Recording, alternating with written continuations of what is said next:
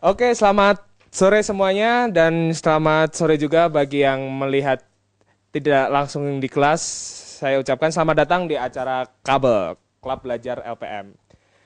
Untuk kabel kali ini kita akan membahas tentang menulis skrip film layar lebar. Oke, mungkin sebelumnya kita perkenalan dulu. Saya di sini adalah Primus. Primus Mantumudita, sering dipanggil Primus. Anda boleh memanggil saya Primus, terserah Anda mau memanggil saya apa.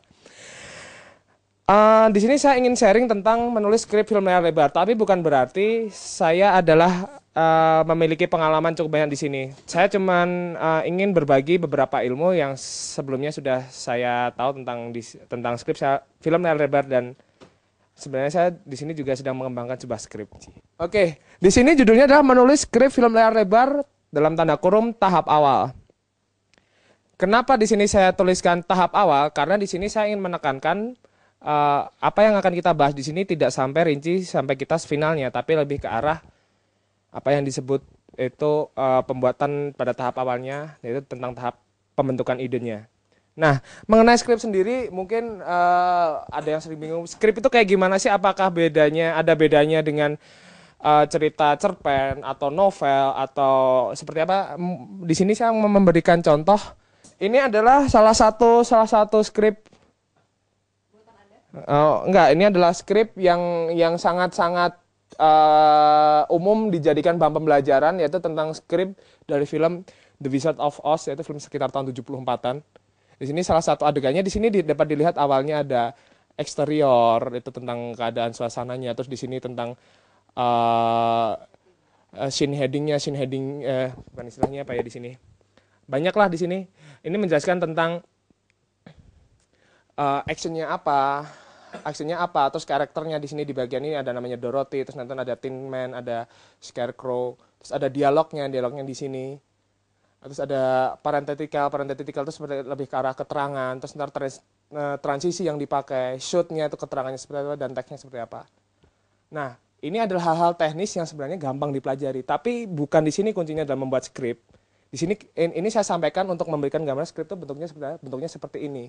Tapi bukan berarti Anda harus benar-benar ahli dalam hal ini untuk bisa menghasilkan sebuah skrip yang bagus. Karena pada dasarnya, balik lagi ke yang dibutuhkan adalah ide. Ini adalah sesuatu dan segala sesuatu yang membuat sebuah skrip itu menjadi lebih bernilai, menjadi memiliki kekuatan, menjadi disukai banyak orang. Terus pertanyaan berikutnya, idenya itu asalnya dari mana sih gitu?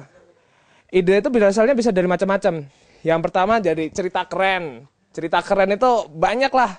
Mulai dari pengalaman, mulai cerita yang pernah diceritakan teman, ada yang pernah bermimpi terus kayaknya dibikin cerita keren, ada yang habis ngelihat film terus dapat inspirasi, kayaknya kalau film kayak gini juga saya punya cerita deh tentang yang hal serupa. Dan itu cerita itu terus kalau saya mau membuatnya jadi skrip film kayak gimana sih? Oke, nggak masalah, yang penting cerita Anda itu keren dan itu cocok untuk diistilahkan jadi sebuah ide, itu sudah cukup ide. Nah, kemudian ide tematik ini yang terjadi di dalam film nasional kita saat ini. Ide untuk membuat skrip untuk film nasional saat ini ada, yang pertama adalah komedi, yang kedua horor, yang ketiga seks. Dari tematik ini kita bisa menggali kira-kira ide apa sih yang bisa kita telurkan dari tema-tema itu. Dan kemudian juga dilihat dari tujuan film. Belum tahu idenya, belum tahu ceritanya apa, belum tahu temanya ada apa, tapi Anda sudah punya keinginan, pengen rasanya bikin sebuah film yang bisa ngebuat orang-orang itu mau ngepilih SBY misalnya.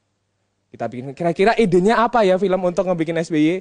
Atau mungkin yang tujuan mulia yang lainnya, gimana caranya kita membuat film yang tujuan filmnya itu bisa memberitahu ke orang anak jalanan itu supaya mereka enggak lagi berada di jalan, gimana sih? Itu berasal dari tujuan. Jadi ide bisa dibentuk kalau menurut pandangan saya, Anda sudah punya cerita yang keren, Anda bisa tema-temanya Anda sudah ada, dan kemudian Anda tahu tujuan filmnya, di situ bisa menghasilkan yang namanya ide.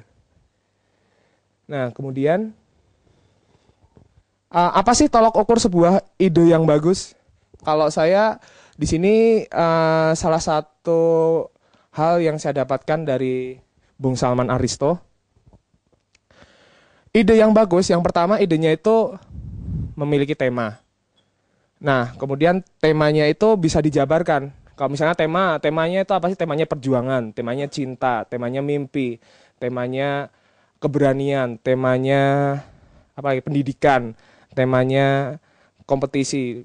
Dan kemudian itu tema itu bisa bisa di tema dari sebuah ide itu bisa dikerucutkan dalam istilahnya itu premis. Premis ini di sini adalah rangkaian kata atau dalam satu paragraf yang menjelaskan secara singkat ide Anda itu apa sih? Mungkin saya bisa memberikan contoh di sini. Saya pernah membuat itu temanya meraih mimpi, tentang mimpi. Kemudian premisnya adalah Agung anak desa di lingkungan petani salak yang tidak percaya dia akan menjadi petani kelak. Dia akhirnya menemukan mimpi yang selama ini dia cari-cari yaitu menjadi pembalap nasional. Tetapi orang-orang terdekatnya menganggap mimpinya adalah sesuatu yang mustahil dan tidak berguna. Agung pun menemukan seorang teman yang menjadi pendukungnya dalam meraih mimpi, si Bagus. Akhirnya Agung bisa memutuskan bahwa dia sanggup meraih mimpinya dan menjadi lomba go-kart nasional untuk U12. Setelah Anda tahu tentang tema idenya Anda itu apa, kemudian premisnya apa, ide untuk sebuah film itu akan lebih bernilai kalau Anda tahu endingnya itu pertama apa. Yang pertama bukan dipikirin adalah beginningnya, karena beginning bisa dengan mudah kita turunkan dari premis. Yang perlu dirumuskan adalah endingnya seperti apa.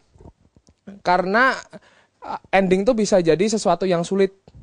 Kira-kira ntar kalau dengan premis yang seperti tadi, endingnya gimana ya? Endingnya Agus tetap menjadi petani salak. Agus menjadi teknisi F1, Agus menjadi pembalap go-kart, Agus menjadi Tinton Suprapto. Ternyata Agus adalah Tinton Suprapto, dan itu macam-macam. Dan itu ending itu harus ditentukan dahulu sebelum berikutnya baru Anda menentukan namanya beginning.